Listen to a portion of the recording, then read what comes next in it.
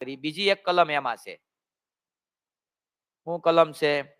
કે તમારે બંને એટલે અયોધ્યા પ્રસાદજી મહારાજ અને રઘુવીરજી મહારાજ આ બંને ધર્માદાની ઉઘરાત કરવી હોય તો પોતપોતાના દેશમાં કરવી, એકબીજાના દેશમાં ન કરવી. હવે આનો અર્થ શું થાય?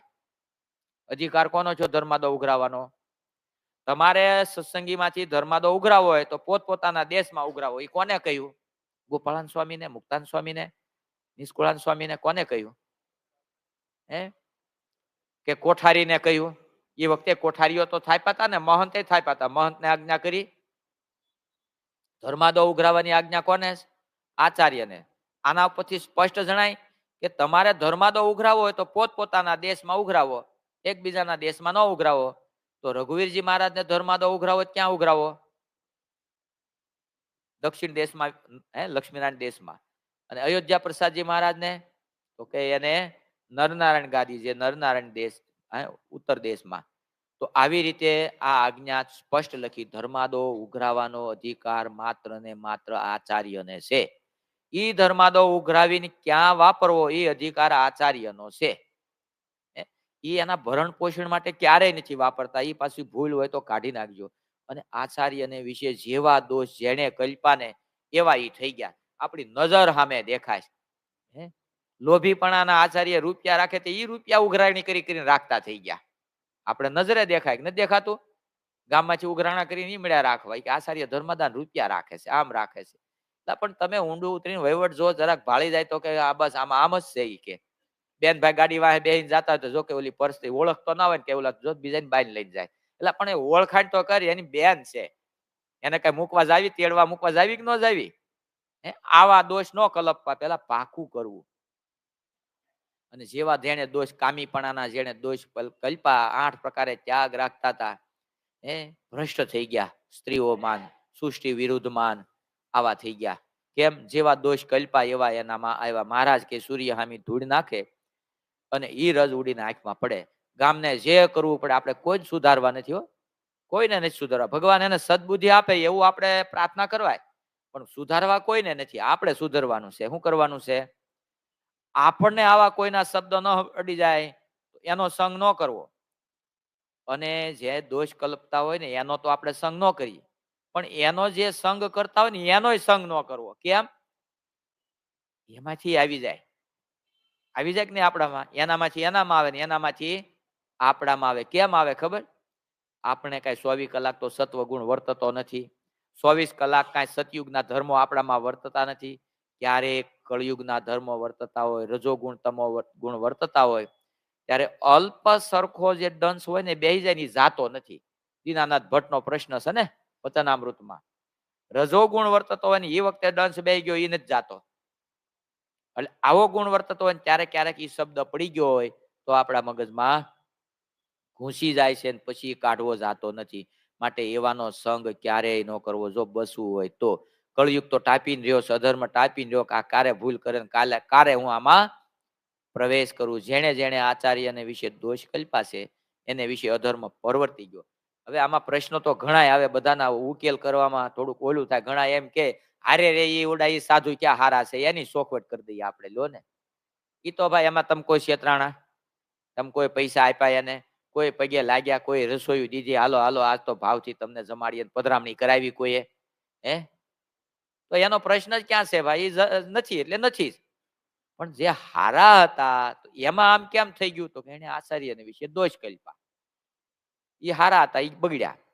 બગડેલા જે છે, આપણે હારા નથી કહેતા, બગડેલા જે છે એ ગુણ લે તો એ સુધરશે કે નહીં? એનું સારું થાય કે નહીં? હું નથી કેતો. વડતાલનું 14મું વચનામૃત કહે છે. વડતાલનું 14મું વચનામૃત ઝીણવટ પૂર્વક વાંચજો. જ્યારે એક પાપી બ્રાહ્મણ હતો, એને સમાધિ થઈ. નામ નથી લખ્યું કોણ બ્રાહ્મણ, પણ એક પાપી જીવાત્માને સમાધિ થઈ ગઈ. ઈ સમાધિ જોઈ રામચંદ્ર વાઘમોડિયાએ પ્રશ્ન કર્યો મહારાજને કે પાપી જીવને સમાધિ કેમ થતી છે? કારણ કે ઈ જેને સમાધિ થઈ હતી એને હું પાપ કર્યું હતું એ રામચંદ્ર જાણતા હતા.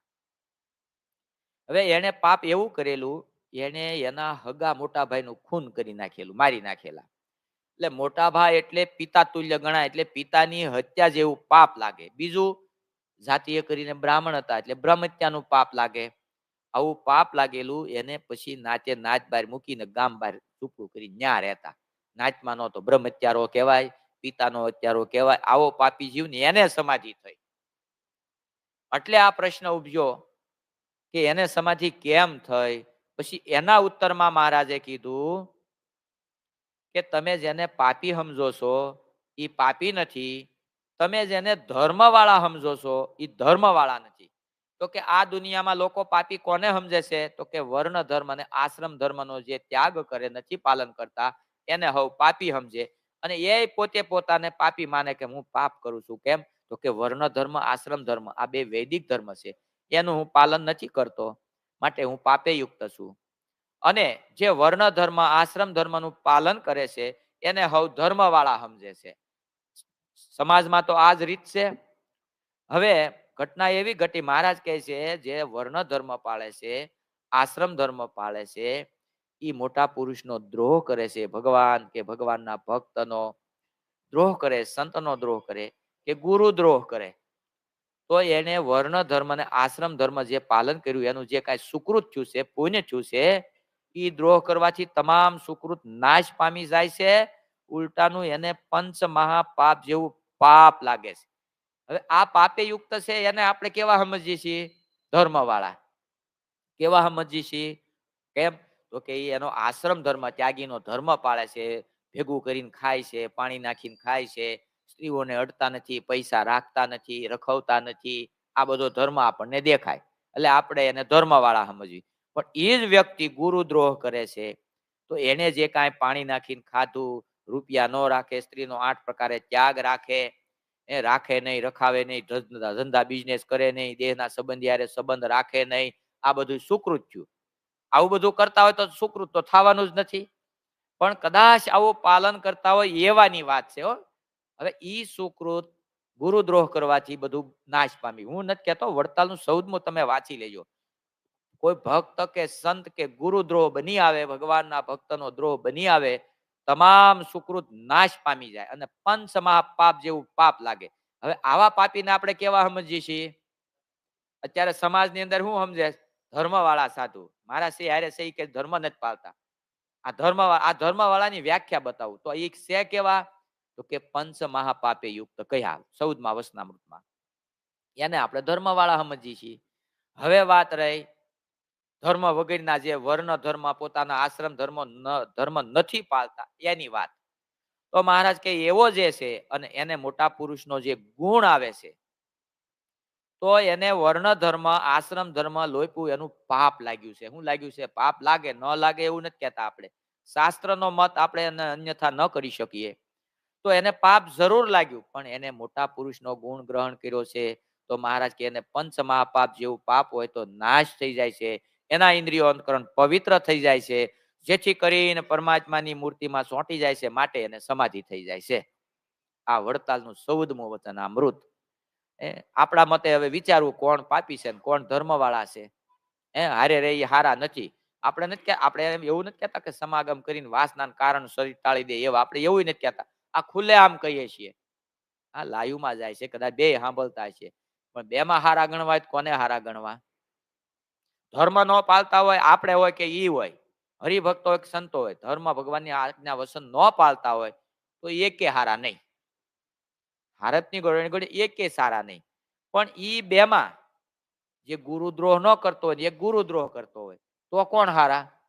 ઈ બેમાં હારા ગણવા કોણ હારા? મારો પ્રશ્ન છે. કલર વાળા હારા, ધૂળ વાળા હારા? એમાં સમજાય ને? કલર વાળા ધૂળ વાળામાં. ધૂળ વાળાને આપણે ધર્મ વાળા સમજીએ, પણ ગુરુદ્રોહ કરે છે પંચ મહાપાપ જેવા પાપી. પછી કલર વાળા હોય ને ઈ દ્રોહ કરતા હોય તો ઈ એવા પાપી. પણ જે ગુણ ગ્રહણ કરે છે એટલા તો એ હારા. ઝાઝા નથી કેતો હું. હું એમ નથી કેતો મુક્તાન સ્વામી, ગોપાળાન સ્વામી જેવા. નહીતર વાત કરી લે, બીજાને શું સમજાવે? કાંઈ વર્તમાન ધર્મ પાળતા નથી ને એને ઈ કે એ હારા કહે છે. કેટલા હારા કહીશું ઈ તમારે માપ કરવાનું. કે ગુરુ દ્રોહ નથી કરતા, બીજું પાખંડ નથી કરતા, દંભ નથી કરતા, રૂપિયા લે તમારે સામે નોટું ગણેશ, બાયો અરે તમારે સામે વાતું કરે છે, અને તમે ફિગર આમાં આપો ને તો તેજુરી ખુલે, એનું ફિગર હોય તો જ. હે આંખ્યુંના ફિગર જે રાખતા હોય સયો પોતાની હાલે કે અમે રૂપિયા રાખતા નથી, રખાવતા નથી, ધંધા બિઝનેસ બધું કરે, તો હરિભક્તોને દંભ કરે નથી, કપટ નથી, છેતરતા નથી, તો કઈ રીતે હારા તમે અને ઓલા કઈ રીતે નબળા? હે આ પ્રશ્ન છે. એમાં હરિભક્તો છેતરાતા નથી, તમારામાં છેતરાય છે. હરિભક્તોના મોક્ષના અંકુર બળી જાય છે. એક બ્રહ્માંડ ભાંગ્યાનું પાપ લાગે છે. આ કોઈની નિંદા ટીકા નથી કરતા હો આપણે. અને જો આને નિંદા ટીકા કહેવાતી હોય તો નિષ્કુળાન સ્વામી પહેલા જમપુરીમાં જવા પડે, ભગવાન સ્વામિનારાયણ જવા પડે, હે ગોપાળાન સ્વામી આદિ પૂર્વે મોટા મોટા થયા ને બધા જવા પડે. એવા અજ્ઞાની ગુરુના વિશ્વાસથી રે લોલ જાશો નરકે વગાડતા ઢોલ નર નારી. આ કીર્તનો મેં નથી બનાવ્યા, સંતોએ બનાવ્યા છે, એ નંદ સંતોએ બનાવ્યા છે. તો આવા અજ્ઞાની ગુરુ હોય, અંધશ્રદ્ધામાં આપણને પોતાના નિજી સ્વાર્થમાં ઢળી જતા હોય, તો એનું ખંડન એ સંતોને શું કામ કરવું જોઈએ? એને સંતના ગુણ જ કહેવા જોઈએ, અસંતના ગુણ ન કહેવા જોઈએ. લખ્યા શાસ્ત્રમાં 66 પદી વાંચો, 66 પદી વાંચો, ભક્તો ચિંતામણી વાંચો, બધા અસત સાધુના ભગવા લુગડા પહેરેલાના જ દોષ બતાવ્યા છે બધા, કે રંગે રૂપે બધા હરખા હોય, પણ એને જોવા કોને જોવા? મુમુક્ષુ એ. હજી તો બહુ સારો સમય છે જેને મોક્ષ કરવો હોય ને, ભાવ કરતા ભાવ સારો સતયુગ જેવો સમય છે. હજી આગળ એવો સમય આવશે, કોઈ મુમુક્ષુ હોય ને એને મોક્ષનો માર્ગ ગોતવો છે ને માર્ગ નહીં મળે, રાહ નહીં મળે. કેમ? બધા શાસ્ત્રોમાં ફેરફાર થઈ ગયા છે. ઓરિજિનલ શાસ્ત્ર નહીં જડે. હું હજી વર્ષોની વાત કરું. આપણે એમ થાય પછી ધીમે ધીમે કરશું ધ્યાન ભજન, અત્યારે થોડું થોડું કરીએ. ક્યારેક ક્યારેક કેવો વારો આવે કેમ ખબર? કેવો સમય વિપરીત થઈ ગયો હોય. માટે આજ થતું હોય તો કાલ ન કરવી, અત્યારથી અખંડ. બીજું આપણે જાજુ કાંઈ ન સમજીએ તો પોતાના ધર્મમાં રહી પરમાત્માને વિશે પ્રગટ પરમાત્માની પ્રતિમા છે એ ધ્યાન કરવા યોગ્ય. કદાચ આત્માને વિશે પરમાત્માનો સાક્ષાત્કાર ન થાય તો એના માટે પરમાત્માએ ઉપાય બતાવ્યો વચનામૃતમાં, કે વેદોક્ત વિધિથી જે શાસ્ત્રના વિધાન પ્રમાણે જે પ્રતિષ્ઠા થઈ હોય તો એ મૂર્તિ ધ્યાન કરવા યોગ્ય છે. તો એ મૂર્તિનું ધ્યાન કરવું, પોતાના ધર્મમાં રહીને મૂર્તિનું ધ્યાન કરે તો જીવાત્માનું કલ્યાણ થાય. એ વચનામૃત છે વડતાલનું 10મું. એમાં મહારાજ